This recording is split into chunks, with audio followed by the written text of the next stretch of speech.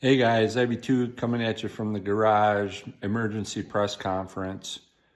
Taking a page out of Dave Portnoy's book. We got an emergency press conference here. I just had the experience and the privilege of being able to go along on a dog deer tracking job. The neighbor down here to the west shot a buck last night, and they weren't able to recover it last night, and so he called a deer tracker, and they figured it ran onto our property behind the house here, so they had texted and made sure it was okay, and of course we gave them the okay to get going and go get that deer, you know, because that's what we need to do. And well, I was able to make it home in time before they went out on the track and asked if I could go along, and they said sure. So they hired the guy, Dave Dainton, I believe is how you say his name.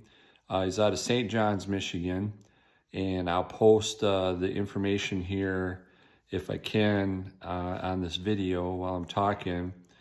And brought his dog Gib down and got on the track. So he started from the absolute shot, got the thing going, and to cut the story down a little bit, the deer ended up going about 1.25 miles total. So it got down, went the whole riverway, got into our property, and if you know our property, it's a jungle. It's a old CRP mess. Well, that deer walked and walked and walked and ended up dying along the riverbank in canary grass. That's probably, it's 4 foot tall for sure in spots, but some spots it's probably a little taller than that. And he's right along the riverbank, and that dog found him.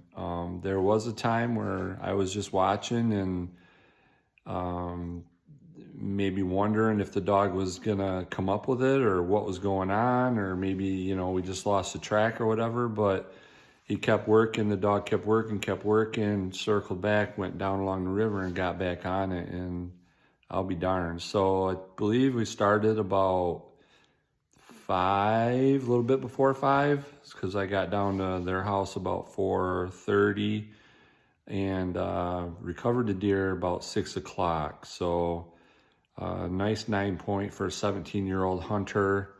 The shot was mid-body, lower third, about 2 to 3 inches above the white belly. So it's definitely too low and probably a little too far back for that absolute quick kill.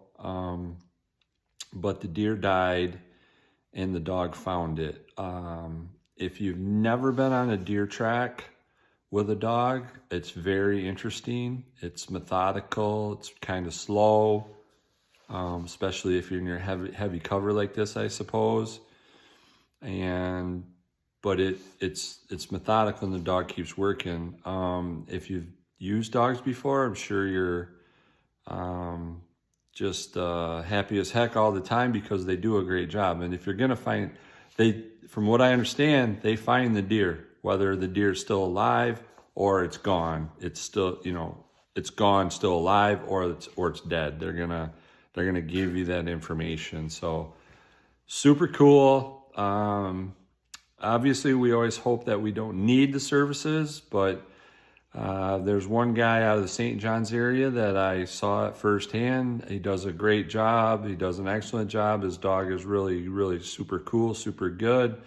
Dave Dainton is his name. He says he doesn't come up toward Chesaning too much, Oakley area, but you know, if he's in the area, maybe he can help you out. But it was a lot of fun, and the kid got a nice buck out of it, so that's pretty cool. So let's go get him.